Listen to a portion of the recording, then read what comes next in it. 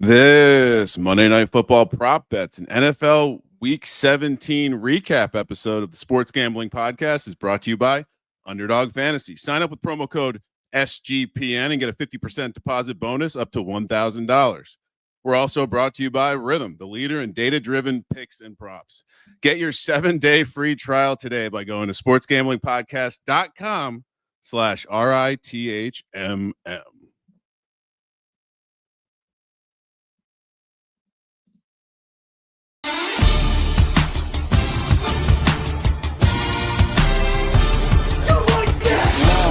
Cox.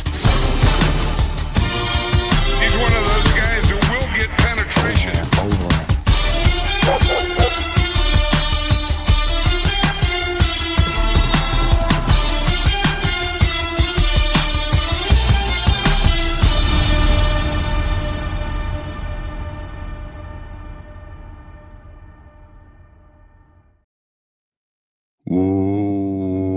Welcome, everyone, to the Sports Gambling Podcast After Dark, hosted by Ryan Real Money Kramer. Yeah, that's right. Not the normal high energy intro from Sean Stacking the Money Green. He's using that high energy down in somewhere south of the border. I think Mexico, maybe international waters. Decided he couldn't be here today with us, so I will be your DJ for the next hour and some. I brought some guests for the process. No one wants to hear me talk by myself. Although I will say there's been a lot of requests for the Kramer solo pod, so maybe there's a lot of people that want to hear me talk by myself. I got some interesting stuff behind me to just seem mysterious. No need to zoom in on any of it. I will have comments on the New York Football Giants. A lot of chatter on that on the internet. There will be talk about my first touchdown bank. Multiple times in the show because we will have Easy on later on to talk Lions Niners props. So we'll really relive the Zacchaeus obvious revenge spot first touchdown hit from Sunday Night Football. Like I said, we'll talk Giants. Got Terrell here to do that in a minute, and yeah, I'll recap the games. Not a lot to talk about. I was right to zig on some of the motivational stuff. Some comical performances today. If anyone was going to make fun of the NFL, it would be this week with the tank talk and the absolute disgusting performances by some of these teams.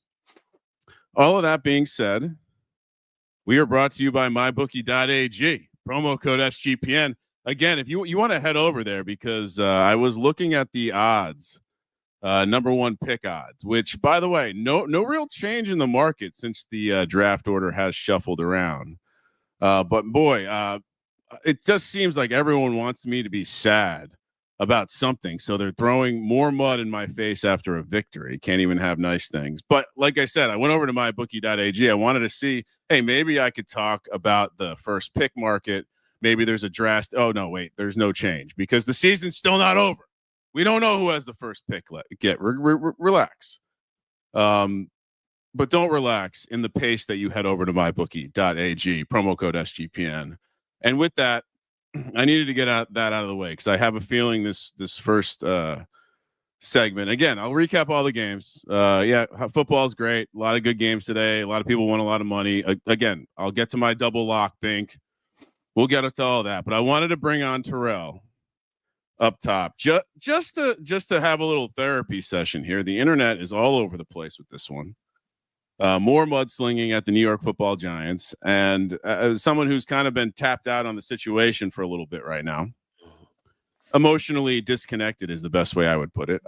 It's good to bring Terrell around to give me the honest truth about what's actually going on. So, Terrell, thank you for joining me again. Host of the NBA Gambling Podcast, host of the WNBA Gambling Podcast, and suffering Giants fan just like me. How are we feeling today, Terrell? I woke up with the Giants having the first overall pick. I woke up to the slander of Shedeur Sanders in one game of football. The slander of Shedeur Sanders in one game of football because he so happened to wear a pair of blue and red cleats. And now I am the fourth overall pick. the team that actually has the first overall pick in the blue and red cleats, it was actually the Patriots. So he really was teasing Pats there, Kramer. He wasn't teasing Giants. He was teasing Pats all the way, and the Pats trading out of Drake May and also getting Travis Hunter for him as well. And them all being a duo over there in New England. That was what the tease was for. It was never the Giants. This is a horrible performance by a team that decided to play football at the worst moment. And now it's incredibly frustrating because they brought the weather so that we couldn't have the plane fly over the stadium so that they could find out a way to win the game. I mean, I don't what makes you feel good about that win? Besides, oh wow, my football team won a game, which yes, that feels good. It was good to see the Giants win a game. But after those 3-4 hours of you watching the game, matter of fact, I'll give you 5 of a little post-game smack talk and cheering to a parlay or whatever. But after those 5 hours, what makes you feel better about this team from when we woke up earlier this morning to right now? I mean, I think so. There's a million different ways you can frame this. Like the one being the obvious, which is the race is still going on. No one had the first pick at any point, and it's silly the way that this is looked at. Two, I think there's also the facts of the idea that this is not a draft class where I don't think the quarterbacks will go 1-2, and so it's fun to sound the alarm because it's an easy alarm to sound, right? This is like throwing out a racial slur or a derogatory comment at a roast. It's a low bar, easy way to get a laugh and a little engagement. So I see what people are doing out there. As far as the idea that a room full of grown men are going to lay down so the team can draft a young kid who's going to make more money than all of them. In what fucking industry is that? You think the old guys are sitting around the dock saying, yeah, I can't wait to get this next crop of young guys in here to take our jobs. No way. I mean, Drew Lock literally does not give a fuck about that. So do I have a problem with them going out and winning a game? Not really. I don't really have a problem with that. Now, what I think is hilarious, I completely have a problem. Here's my issue: is that it's insanely frustrating to show this level of heart now.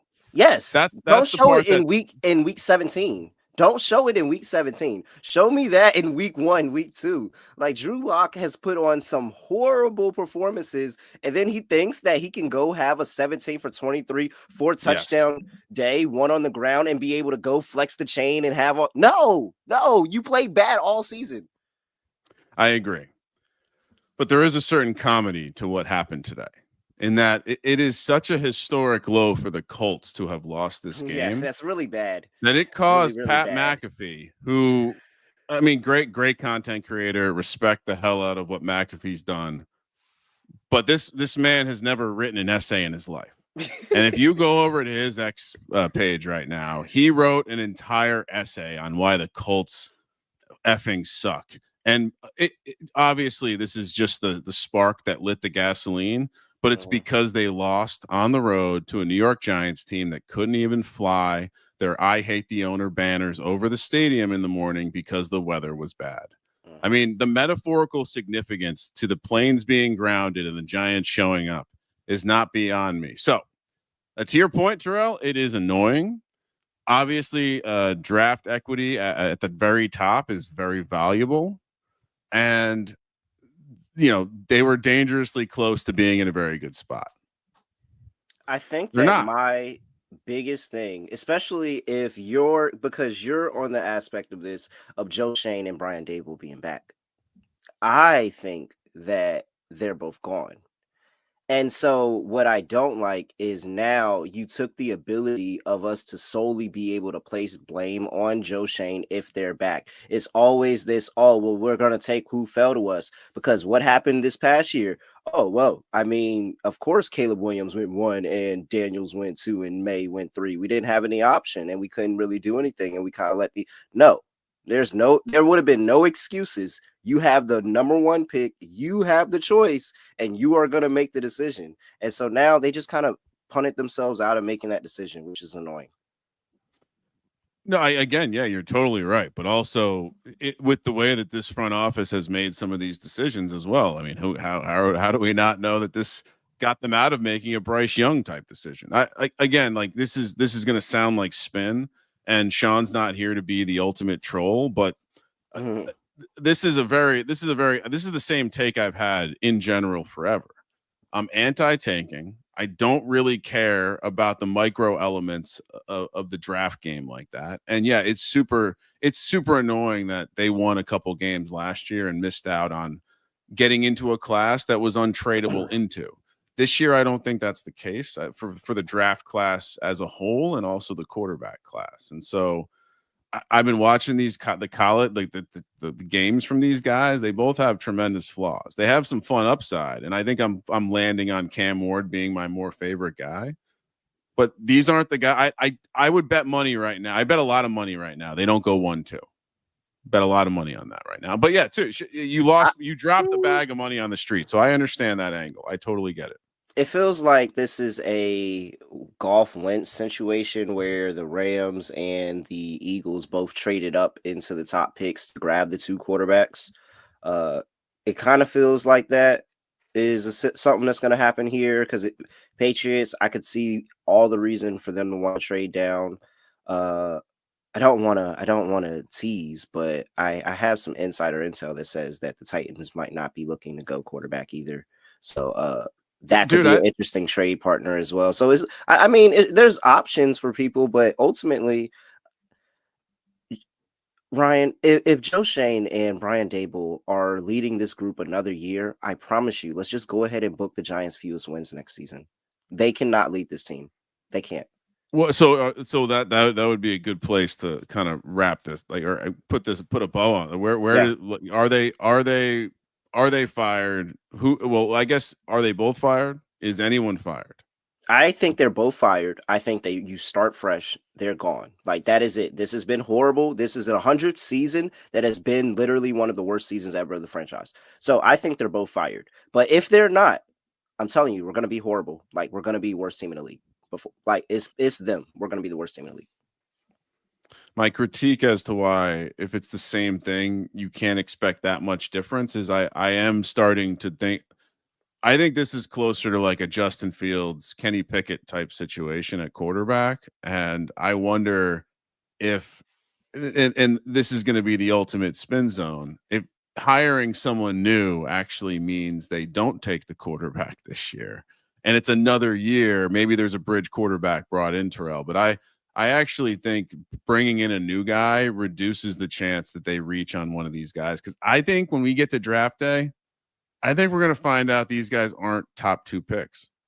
I mean, it's a hot take, and it's obviously counterproductive to me it's easier for me to have positive takes on the quarterback. So if one lands on the Giants, I don't have to eat a little crow. I love Cam Ward. He's a dog. He lacks some NFL shit. Shedeur Sanders has, the genetics of a Hall of Famer, but there are times where he looks like the kind of quarterback that will wash out in the NFL because he does things a little slowly. So, do I think either guy is a lock to be an elite talent in the NFL? No. And that worries me. And so in some ways, I'm rooting for your version. Fire everyone. Just start a rebuild. I'm disconnected at this point. I promise you, I've lied about this the past couple of years. I'm not diving in blindly this offseason. Too much emotion at stake right now. I got the Hokies completely shitting the bed all over the place. I got the Giants complete disaster. Who knows about the PLL lacrosse come right around the corner? Random lacrosse plug there. But yeah, so I'm with you. I think fire everyone. You haven't drafted well. You haven't really developed players well. And those are kind of two important things for the coach and GM. So who's the guy? Who do we hire? Vrabel. Yeah. Yeah, I'm team Vrabel. I'm team Vrabel.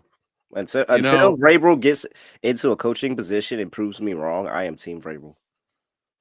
I will say this.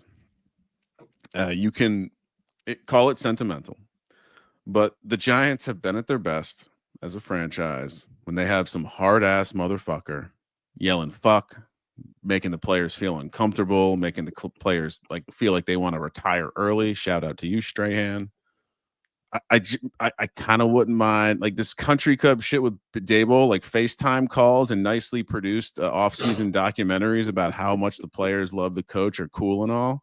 But give me some hard ass motherfucker who's going to get in some faces. Give me a Mike Tomlin. Give me something to be hype about, something Yeah. to be excited. Even if we're losing, oh well, I lost with that guy. Like, come on, this table shit's played out.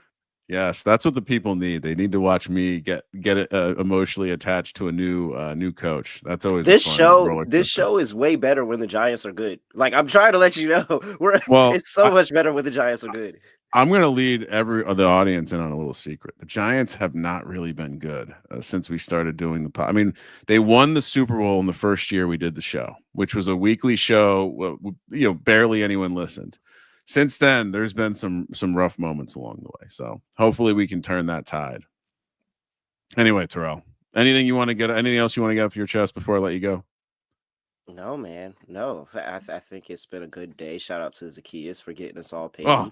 And shout out to Jalen Naylor as well. Jalen Naylor got us paid earlier.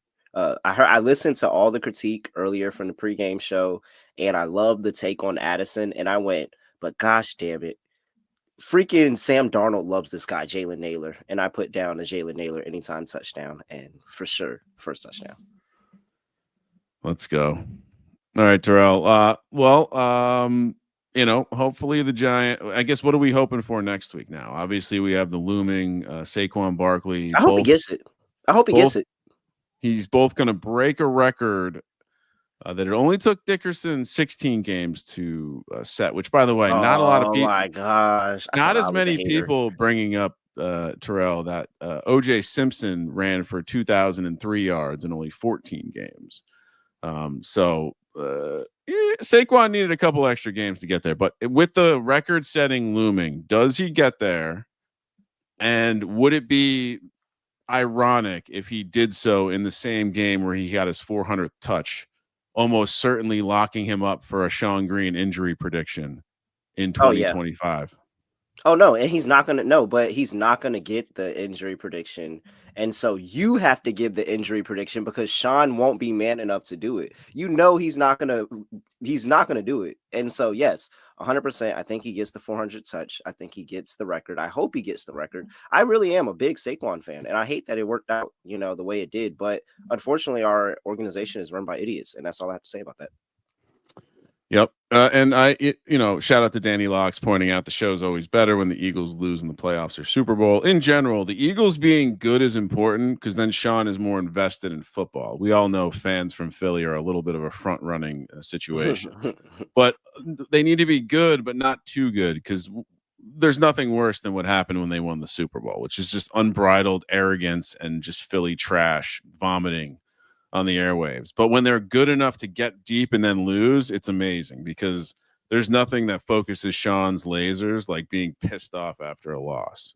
And I can tell you there is nothing I enjoy more than watching Sean during a losing game during those losing games, because that EAGL the Fly Eagles Fly song just doesn't sound as pretty when he's getting torn up there. But all right, Terrell, good stuff. So yeah, we're rooting for the record and the 400th touch. Then final answer. Yep, rooting for the record and the 400 touch.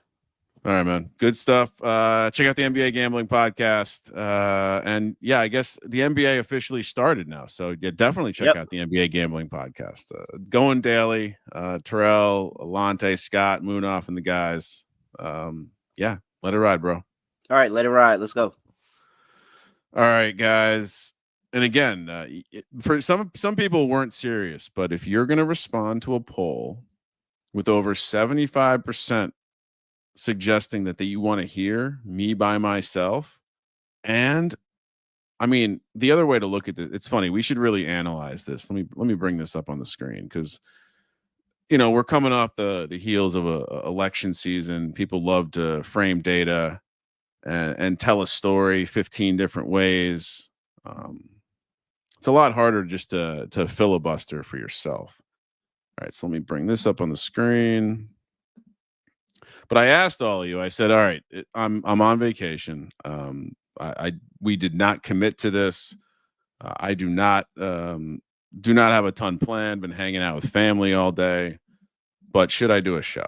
And some stuff happened today. Maybe you want to hear from.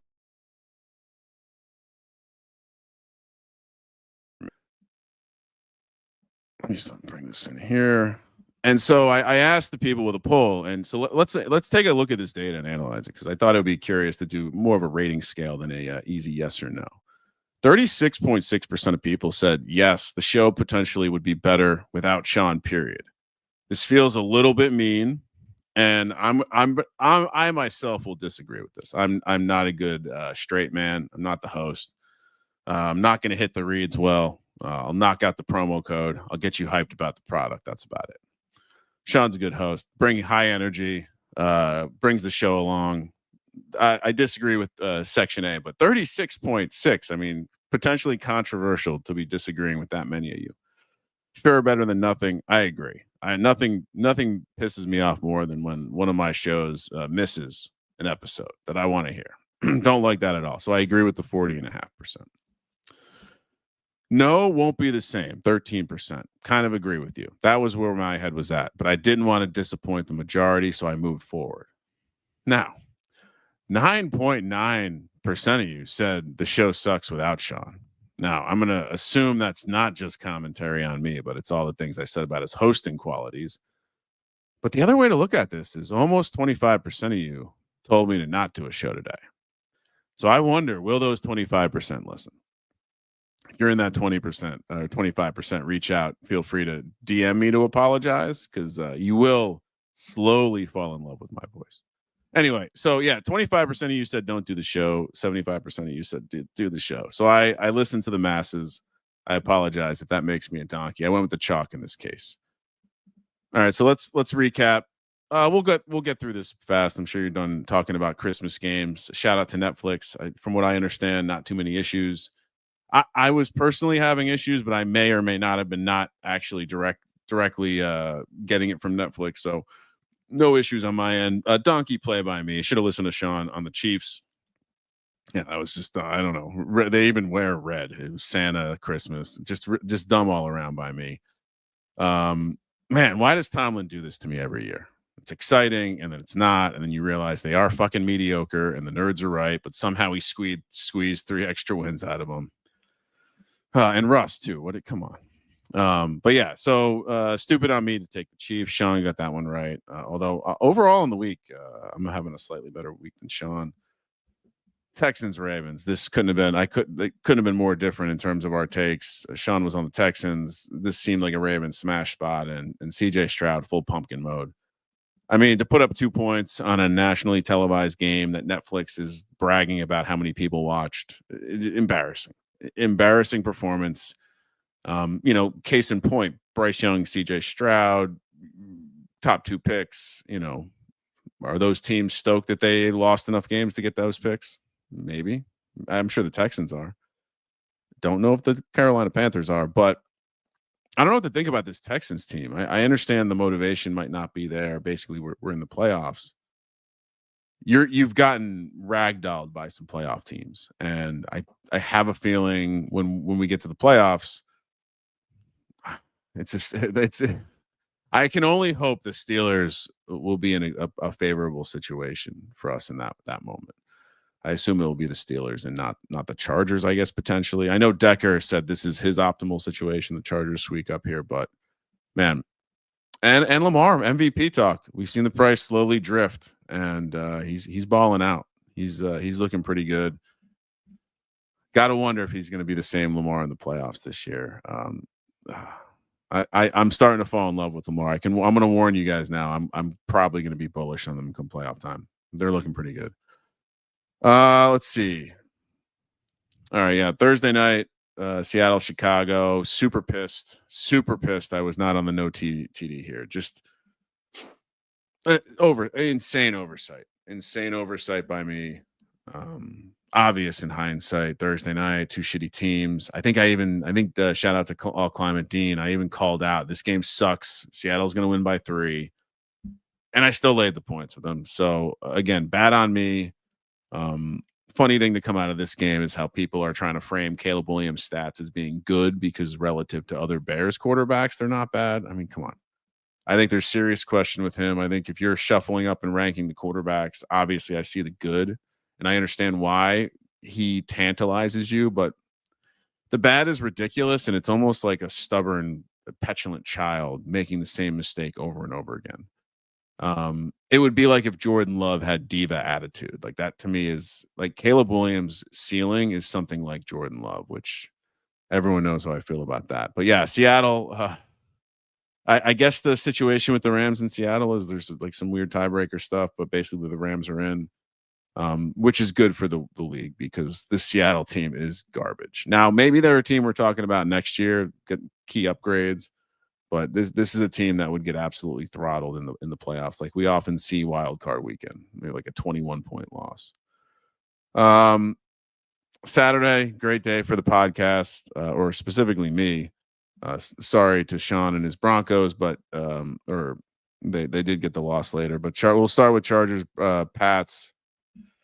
I mean, I think I had heard some positive Pat sentiment along the way, but at the end of the day, this Chargers team ramping up for the playoffs. Great win, nice dusting of now the overall #1 pick, New England Patriots. Nothing to add to the Patriots. This team is, I mean, if you're going to compliment tanking, the Patriots are doing a great job of tanking, and I'm still not. It's I think I'm going to sound stupider and stupider each week, but I'd still be pretty bullish on Drake May at this point. And I can't wait to take the Chargers as a dog in the playoffs too. I'm just going to put that out there. Bet my lock Bengals -3, easy money, never a doubt. What an ending, huh? This Joe Burrow, if they could only not blown a couple of those games early in the season, or maybe get a win against Baltimore when you throw for 900 yards. They're close, but I mean, even if they make the playoffs, okay, maybe they win a game. They're going to get smashed at some point. They just can't play any defense. Chase Brown, he was kind of important, but they'll keep moving forward. Nice cash by me. Irrationally sized bet because it was a standalone game. And I'll say something nice about Bo Nix because Sean is not here, but Bo Nix kind of played a nice game there. Now, granted, against a horrible defense. And we continue to see Bo Nix. He does well against horrible defenses, but didn't get the win or cover here. And again, some would say, like the man in the box was saying on the pregame show, that was a little lucky. I would say that I was on the right side here. Bengals, never a doubt. Joe Burrow, another late season winning streak. So they could only figure out early in the season they'll be on to something. Arizona 9, Rams 13. Kyler gets down right to the goal line. I'm about to cash my money line dog on the Cards. And like I told everyone, no motivation, no worries. Kyler's going to get it done. And he throws the ball off of Trey McBride's helmet. You can't make this shit up. I hate that I fell in love with this team this year. It's very frustrating. Kyler is a bitch. It's annoying when he's playing like shit. And yeah, this one was especially frustrating. They did get the cover, but man, they really could have screwed this one up and given us a rematch of that Vikings Seahawks game from a couple weeks ago, which would have been interesting. But I would have loved to lay the 3 points with Vikings again. Colts Giants. We talked about this a bit. 45-33. I mean, this game decided fantasy football championships. Like this is the problem with the NFL right now. Joe Flacco's out there balling. Jonathan Taylor, Drew Lock's throwing for 1 million touchdowns. Malik Neighbors is showing everyone why he's a dude. And whatever quarterback comes into this team next year is going to be looking okay. Again, new coach, new GM, all that jazz. Maybe not the first pick. Do some draft maneuvering, whatever you got to do. Just don't sign Kirk Cousins, please. But yeah, to see the backlash of the Colts side of this, it's odd to me that there's more confidence. Like I have more confidence the Colts will be firing their coach than I think the Giants will be firing theirs. But I think both probably deserve to go. I mean, whenever you miss out on a money line in a game like this, where you realize one team also doesn't give a shit about winning the game. I mean, the Colts were alive in the playoffs. The Colts actually had the easier path over the Bengals, if I'm not mistaken, with tiebreakers based on how things had shaken out. And so pretty embarrassing. And even to do that, will this be Joe Flacco's last game as a pro? Maybe the shine is worn off. I have a feeling he'll be back, but Don't know what you do with Anthony Richardson. I don't know how you come back from this season. Like I said, Shane Steichen got to be gone. And yeah, on the Giants side, same thing. Look at the bright spots. Tyrone Tracy, defensive line stepped up a little bit. Annoying that they happen to do it in the shittiest of games. But yeah, so far, Giants who are allowed to be on the roster next year. Andrew Thomas is on the team. Dexter Lawrence is on the team. And Tyrone Tracy and Malik Neighbors are on the team. That's where we're going to go right now.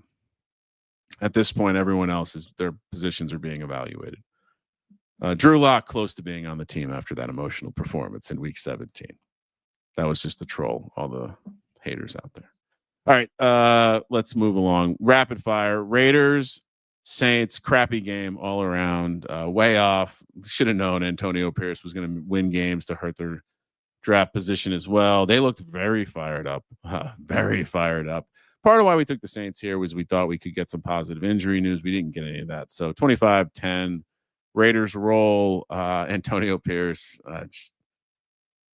We almost need to build a model around these coaches that are effective at getting their teams motivated when wildly out of playoff hunt and maybe 2 to 3 games left in the season. Tennessee, Jacksonville, another flow chart, positive game. Jags, both of us were on it. Easy money. Titans just don't win in Jacksonville. Titans don't win against the Jags. This Titans team is trash. And now I believe the Titans are one of the teams that has the pick over the Giants as well.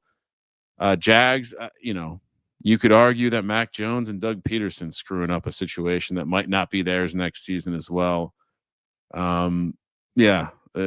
I assume Doug's gone. I don't think Mac Jones is a starting quarterback, although I could see bringing him back on the team. I mean, we've talked about this. He's from the area, so easy cash there, though. Moving over to the Jets, Bills. Again, this early window was kind of weird. Watched it predominantly on Red Zone up front and kind of following box scores.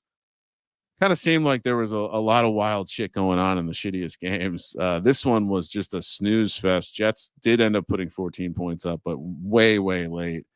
And I think they're both with Tyrod out there. Bills 40, Jets not even. I mean, and after we called out the situation, if the Chiefs clinch it, will the Bills show up? Will they maybe dial it back a little bit? It didn't matter.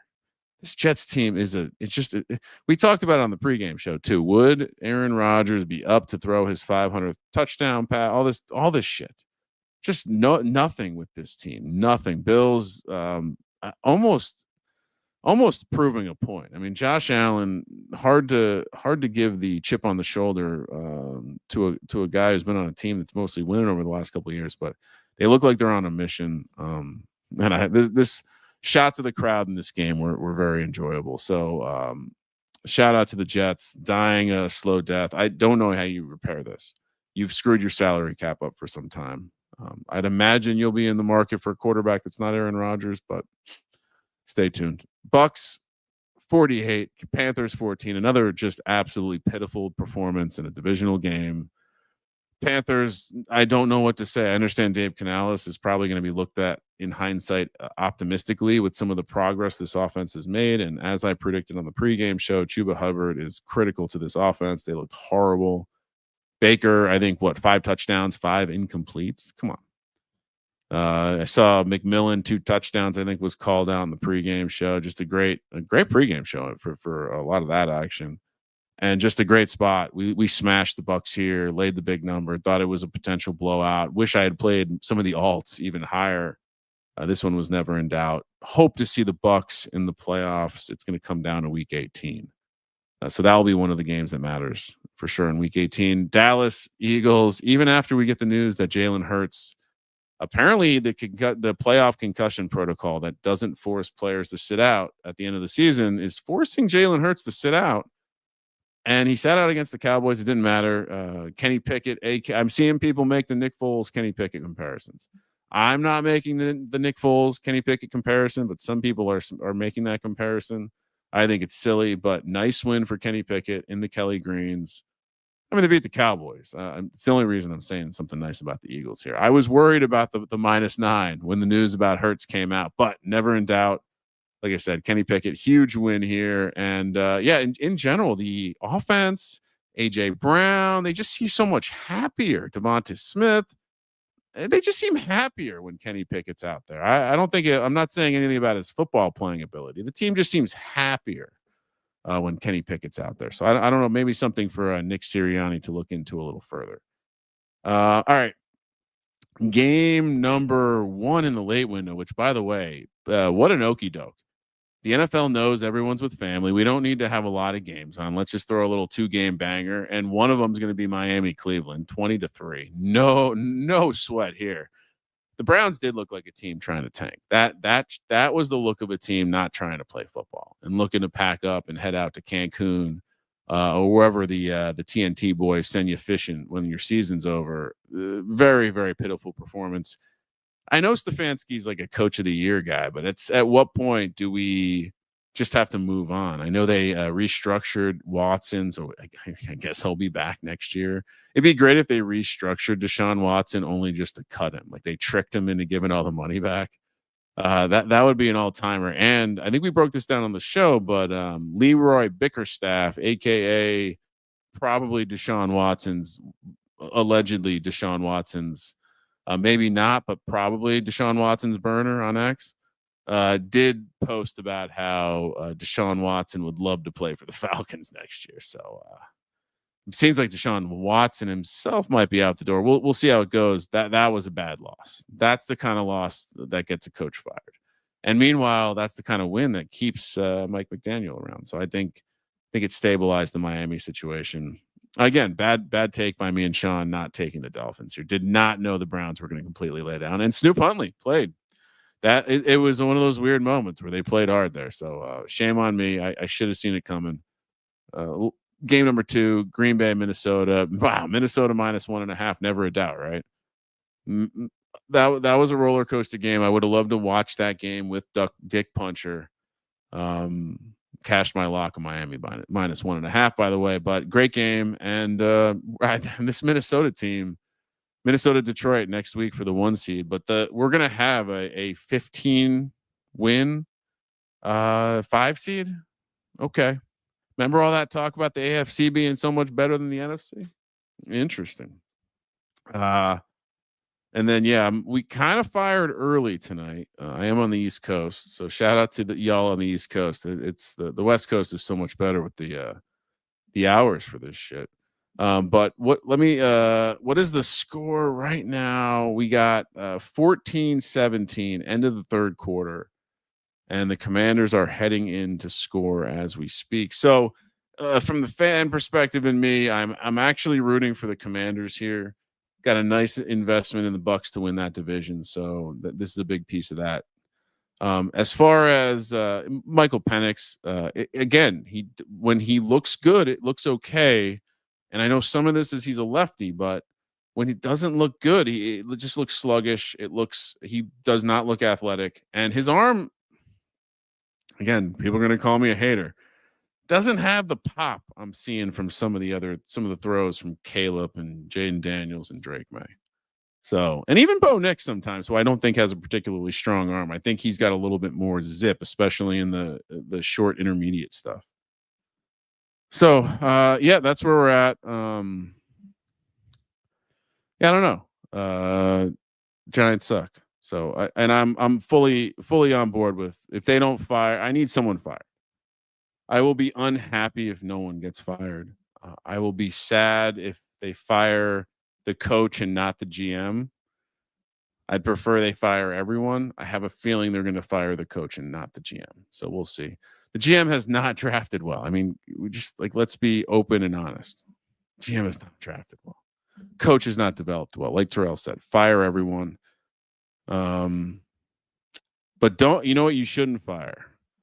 Because we're going to be giving out an entry a little bit later on in the show. But Underdog Fantasy, use that promo code SGPN. Get that deposit bonus up to $1,000 and cash with us. I'm bringing on a guest to talk Monday Night Props for Detroit and Niners in a bit, and we're going to give out a fantasy projection entry over on Underdog Fantasy. Again, SGPN. Get your $1,000 deposit bonus. Maybe use some of it to tail. I'm sure we'll have a boost sitting around for the entry tonight. And it's not just the pick 'em right now, guys. We got playoff best ball.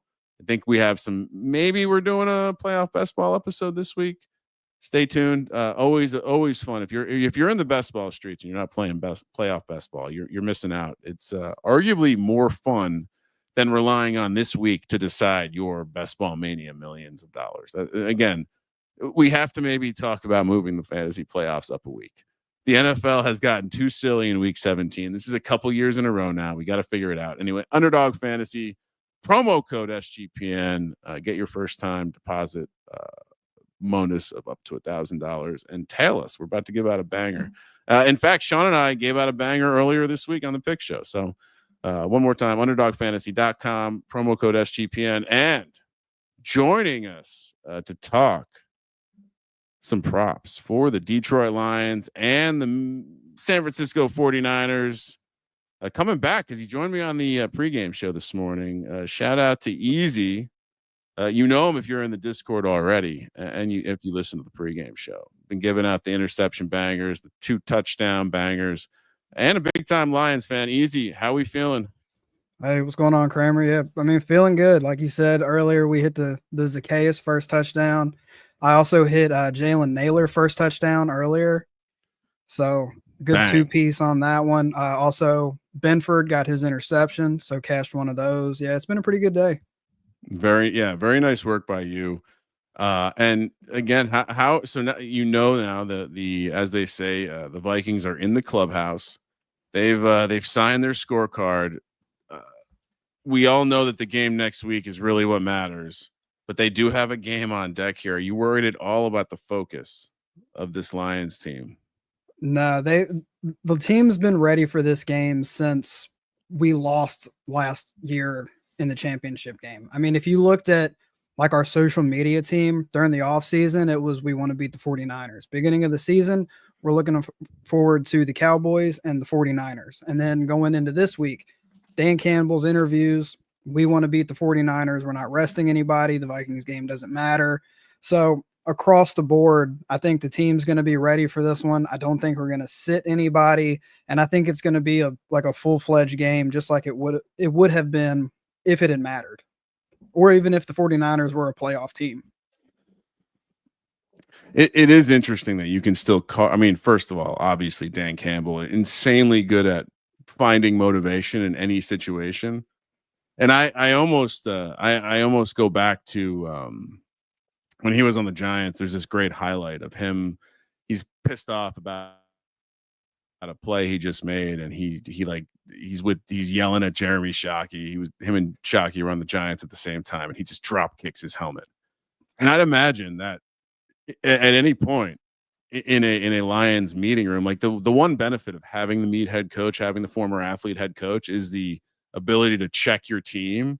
And I think the area that would work the most is for artificial motivation when you're already good, especially like, hey guys, we can't. And with to me, the Vikings winning only gives them more fuel, because it's like, look, our main competition already took care of their business. Let's go take care of ours. So yeah, I already got down on the game, but it makes me feel like I need to double up, because we've seen so many of these games where, in some cases where the motivation is sneaky, you're going to be careful. The Niners 100% look to be a dead team.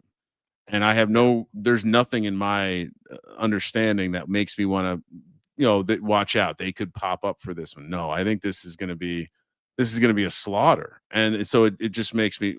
Have you played any of the alts or anything fun like that yet? Yeah, I have minus 13.5. I might go a little bit higher, but my only concern is kind of to your last point. I think the 49ers might actually get up a little bit for this one, or at least try to, because of the NFC Championship game stuff from last year. They've already been destroyed all year. They already aren't making the playoffs. Their season's done after this one.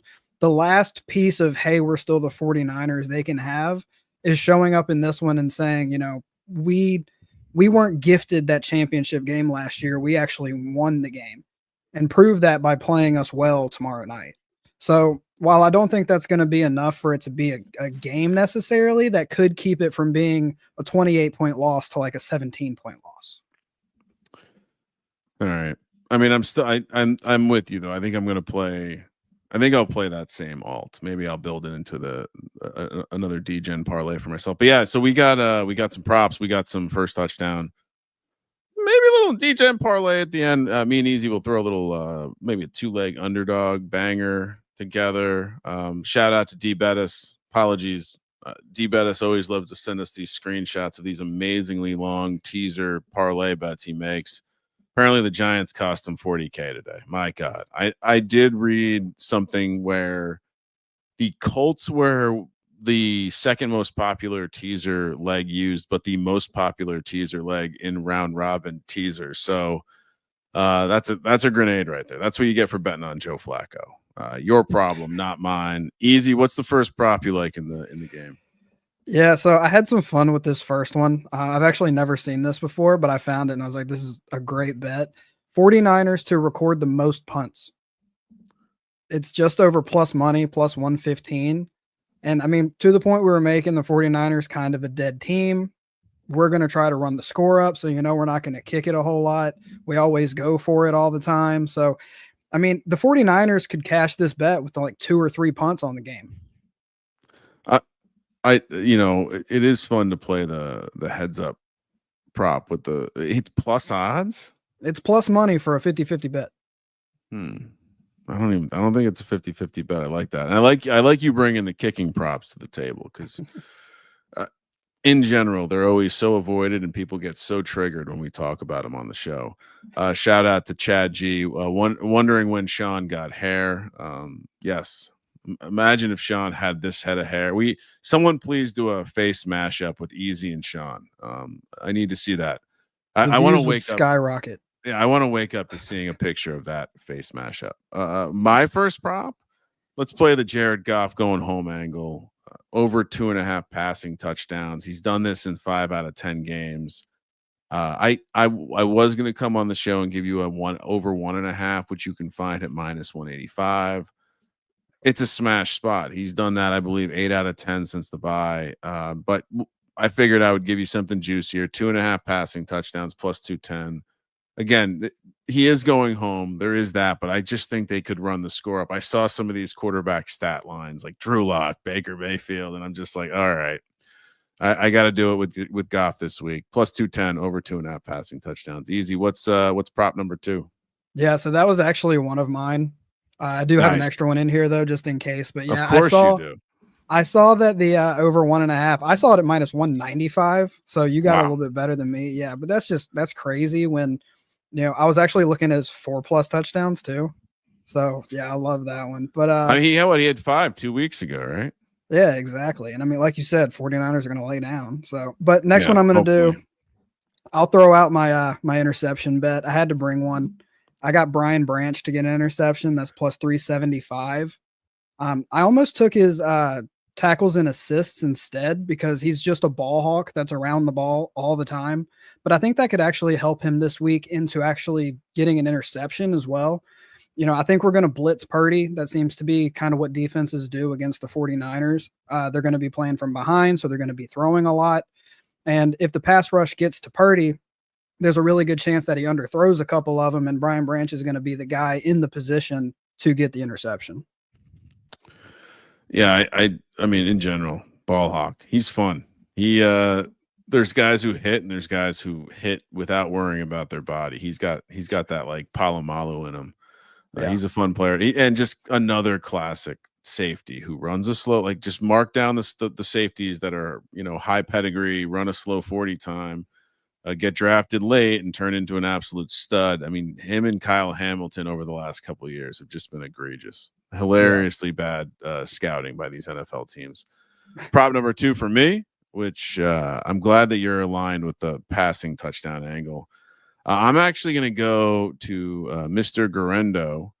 This actually started with a Patrick Taylor receiving yards search. I was not able to find his numbers. I'm going to be playing the Patrick Taylor receiving yards as well.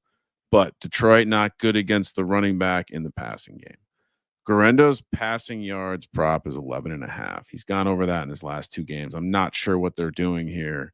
It does seem like they want to use the shit out of him, but if they don't, like last game when he was out, you can see Taylor got about 60% of the targets. Juszczyk got the rest. There are going to be receiving yards to the running back here. I would almost recommend playing all three of those guys. If they offer receiving props on the other two, I'm probably going to take them as well. I think, and also it's just the kind of game where you could see Juszczyk being involved. You could see them wanting to work in Patrick. It just makes sense. So yeah, the only one that I've seen posted is Garendo, 11.5 receiving yards over. Easy prop number 3. So that was actually another one of mine. Oh shit. I'm on it with you today. Yeah, I mean, the only point that I could make that you didn't make was how bad our linebacking core is beat up. No Alex Anzalone still, although we think we're going to get him back next week for the Vikings potentially, which is a huge help there, but he's not playing tomorrow.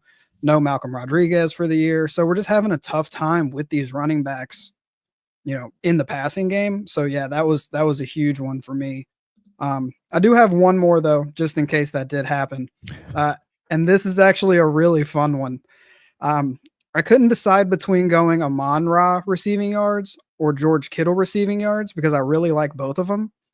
So why not just do Amon-Ra and George Kittle to combine for 200 receiving yards plus 390? Oh, that's an interesting angle. I like those combo props sometimes, especially like this. There's no sort of correlation involved. You don't have to worry about that. Yeah, I mean, my thought process with it is George Kittle's had 100+ yards in 2 of his 3 games. We're not very good against tight ends anyway. So there's a very good chance that he can replicate those 100-yard games.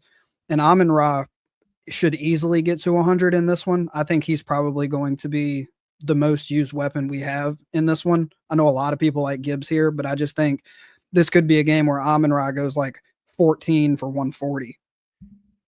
So combining both of them, even if one of them kind of struggles, the other one could get up to like 130, 140 plus, and then you're kind of sitting a little bit easier with the other one. I like that. And you know what? It's funny. My next prop, Rhythm, also likes this, which not a total Sean handicap where I just went over to Rhythm and took their best stuff and cherry picked it. I was looking pretty heavily into Pearsall again. I think it's a matchup deficiency. I think they could be trailing heavily. I think his usage has continued to grow, and specifically they have a weakness against the type of stuff that he does. And so to see that his receiving yards prop is only 19.5, certainly could be a ladder consideration there. He's a fun guy in my mind, along with the running backs where you could do counter correlation, Detroit alt numbers with their yardage in the kind of they're coming back, a lot of relative garbage involved. But 19.5 is a comically low number for a guy that has been getting involved a bit. And again, it's schematically, it's a weak spot for this Detroit Lions defense. They haven't been very good against that number 2, however you want to identify it, inside on, especially when they line up on the same side as when they put Debo on that same side. Pearsall's been interesting. So I think it's going to be a tough matchup for Detroit here. I like the over. Consider the ladder, but when I saw that Rhythm also liked it, I had to circle it. And good time to also remind you that you can get these sick ass projections, picks in the Rhythm app. And it's powered by AI, which, by the way, I have been getting into the AI space. All I will say is this: if you haven't started just dabbling in a little AI interaction, you can be, if you have your ethical beliefs about AI, that's fine. It's completely fine. I understand them. I'm just telling you to start learning, educating yourself, practicing interacting with AI, saying please and thank you. You again, one day they're going to build that social score for you. So you got to start practicing now. You say please, you say thank you, understand how to talk to it so you get the right data. Right now, AI is in a hilarious space where you can ask it one thing in 2 different ways and get very different results. You want to know how to talk to it correctly. So jokes aside, you want to be prepared for the future. And they say that super intelligence is only a decade away, maybe less. So And at that point, Rhythm will just be also helping you crush the player prop market with their super intelligence. But again, yeah, head over to download the app, and trust me, the configuring your own models in here, not scary. Again, you can have your ethical AI beliefs, but you pop in here. In fact, I gave my AI a name to give it more personality, right? I go over, I see, you know what? Let's see what Bubba likes in the NFL. Actually, you know what? Stacy. We'll talk about what Stacy likes because Stacy actually likes the Detroit Lions. Bubba actually likes the 49ers this week. So those are my two models. See, you thought we were talking about humans. In fact, I was talking about AI models. Again, get with it. Claim your 7-day free trial today by going to sportsgamblingpodcast.com/rhythm. sportsgamblingpodcast.com/rhythm. And you can have your own Bubba and Stacy. I actually think you can search up my models, and you can, if you wanted to hang out with Stacy for the day, I would allow you to. That's a pretty cool feature. I actually didn't know that.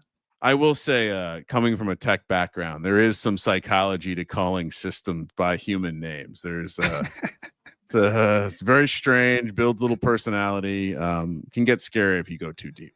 All right. We each gave out 3 props.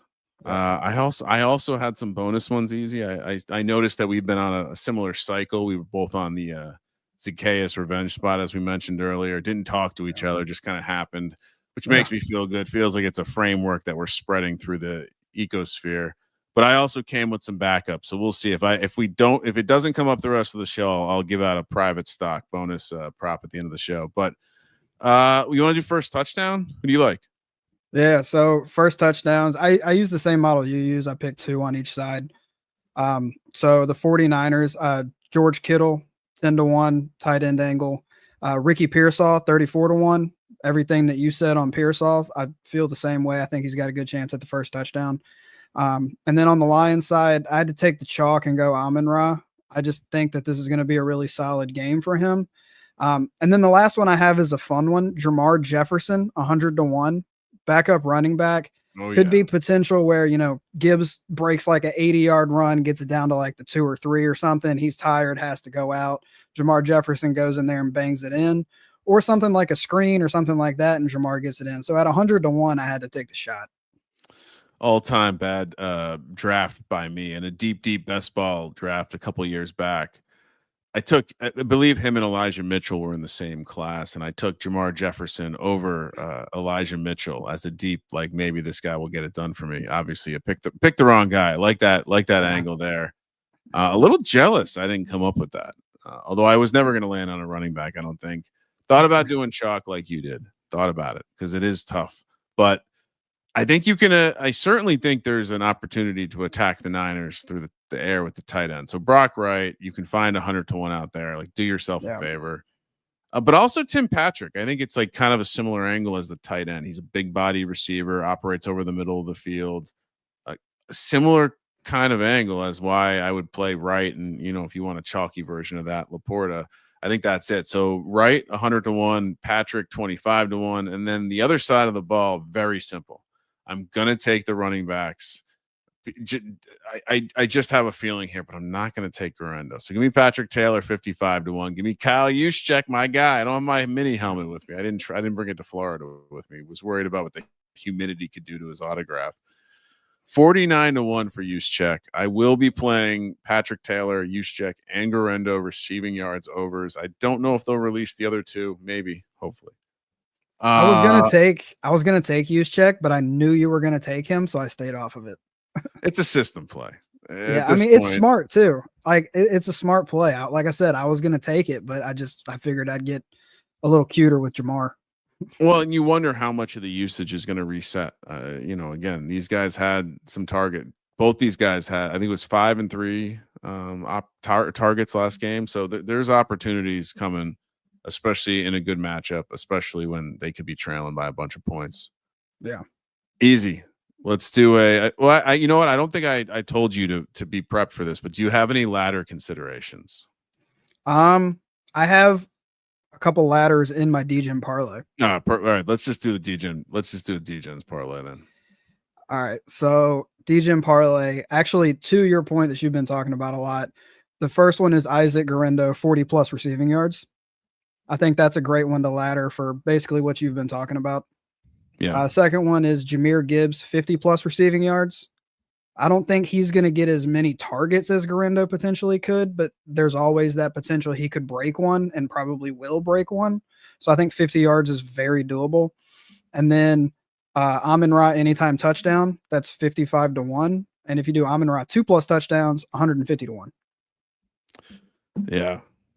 I like the laddering of the same game parlays with the 1-2 touchdown angle. I do that anytime I throw a 2 touchdown.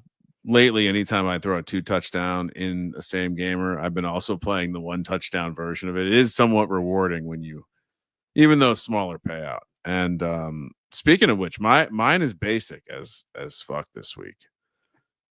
Kyle Juszczyk, Brock Wright both scored a touchdown, 82-1. 82-1. Yeah, that's crazy odds for that. It just, you see all the high scoring games this week. This could very easily be one of those high scoring games. Yeah.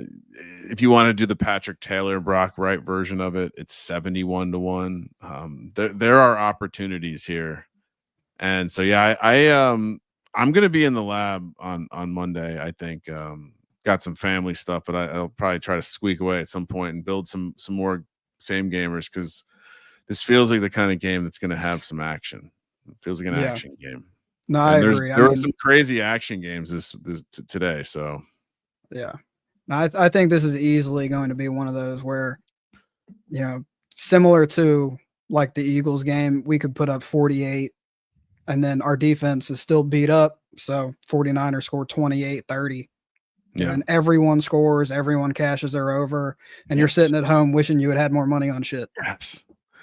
That's the worst. I don't know what's worse for me, is being regretful over really easy and obvious same game parlays and not having them, or missing out on a no touchdown Thursday night absolute gross game. Like these are two of the peak FOMO gambling opportunities for me. It's so hard, because you're just like, oh, of course. But I always tell myself with some of this stuff, you were never going to be on that. You were never going to find your way to that situation. So calm down. Yeah, I have to tell myself that too. But then it's that voice in the back of your head that's like, but what if? It's like, yeah. Oh, well, it's that if you've never seen the movie Two for the Money, there's a great scene. It's about the famous tout Brandon Lang. And Matthew McConaughey plays him. Al Pacino plays like the OG. And there's this scene where Al Pacino, the OG, goes to a Gamblers Anonymous and, basically just walks around this room with a very epic speech about how everyone in this room is a fucking loser. And when they're looking for action, give them a call. That's exactly how I feel when you describe something like that. It's like, yeah. But what if? All right, let's before we get out of here, for the people, if you're still listening an hour and 3 minutes into my voice, mostly, I love you. It's been fun. We're going to build an underdog entry here so everyone can win some money. All right, I think we just do 2 legs easy. I think we keep it simple. So give me your best position on this game. Well, I think one of them's got to be Guerrero receiving, right? Okay. Yes. Let's see what the projection is over on Underdog. Which, man, shout out to the Niners. That system too. How you can just consistently churn them out really doesn't matter. All right, Guerrero receiving yards 11.5 higher. Let's do it. Yeah, he'll probably get that on 1 catch. Oh yeah, and then I assume we'll just want to. Would we want to just go? Would it Goff? Golf or Amon-Ra probably.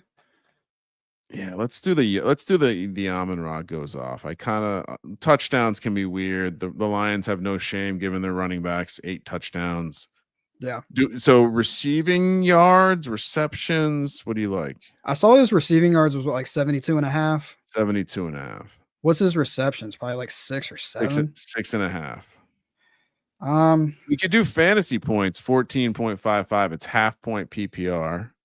That kind of lets us scoop if he gets in the end zone. We get some bonus points. Which I think he will. Oh, that might be the way to do it. Let's do it. I like a good fantasy. All right, so this is only 3x. All right, you know what? The people want more. Let's the one more bonus play in here. Do we go with a? Do we go with a? We haven't talked much about JMO. I Go ahead. do like JMO. I think he's going to get a couple of deep shots for sure. Do we go for a longest reception, 22.5? I like that. Oh, that's it then. All right. Yeah, I like So that. we'll go, and that's I wonder. Yeah, we don't get so 6x are here. We get Garendo 11.5 receiving yards. Amon-Ra fantasy points 14.55 higher than 22.5 longest receptions for JMO. The Jameson, a couple people reached out that there are some nice schematical matchups, and the Jameson Williams might have the best single matchup in this game. The Niners have not been good with deep stuff. Not deep stuff. Not at all. He's definitely going to be something that I ladder tomorrow. And so yeah, longest catch 22. His longest reception always seems short to me. Yeah, that's why you got to ladder it up to like 80. Yeah. I mean, why not? I wish alt longest receptions. That would be a fun angle. I haven't seen that. I think they go up to 30 on like FanDuel and DraftKings and those. That's the highest I've seen. It's very diabolical. Yeah. All right, guys. Thanks for like I said, if you're still here, 66 minutes now into a podcast, mostly with my voice. Thank you.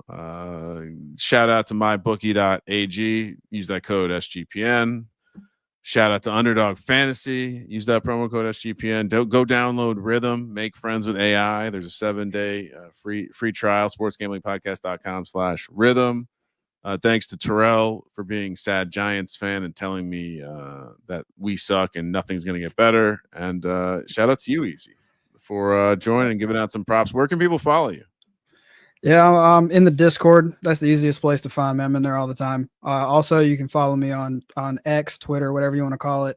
Be Easy Bets 2 Ys. I'm on there sometimes too. Oh, hell yeah. That's a hell of a plug for the Discord. And if you're not in the Discord at this point, honestly, I don't know what you're doing. I'm going to drop a link for the Discord in the chat because I think there are a lot of people that aren't in the Discord. I've been in the mean streets helping Coach Leach clean up these bots. Honestly, I would say the growth in the Discord from this year or from last year to this year has been pretty remarkable. Not just NFL either. The fight channel is lit. Gumby and Jeff Fox are mixing it up over there. The Hockey Gambling Podcast guys over in the Hockey Channel, a constant conversation going on over there. And yeah, easy way to get access to all of us, including some OGs like John. If you know, you know, and guys like Easy and Dick Puncher and all the goats hanging out in the Discord. And yeah, I randomly promote out a bunch of gift cards too. So we're gonna start doing some fun stuff like that in the Discord, giving out some a little bonus for the folks that love to support the community. All right, Easy, good shit. Good luck to your Lions. I have a unhealthy amount of money on them to win the division, and then parlayed with the Chiefs to win the division. So really, this game also doesn't matter, but I feel like vibes wise, I just want to see them smash the Niners into oblivion and just put them out of their misery. So for myself, for Terrell, for Easy, and for Sean, who hopefully is enjoying some tropical drinks down south of the border, I'm Ryan Real Money Kramer. Let it ride.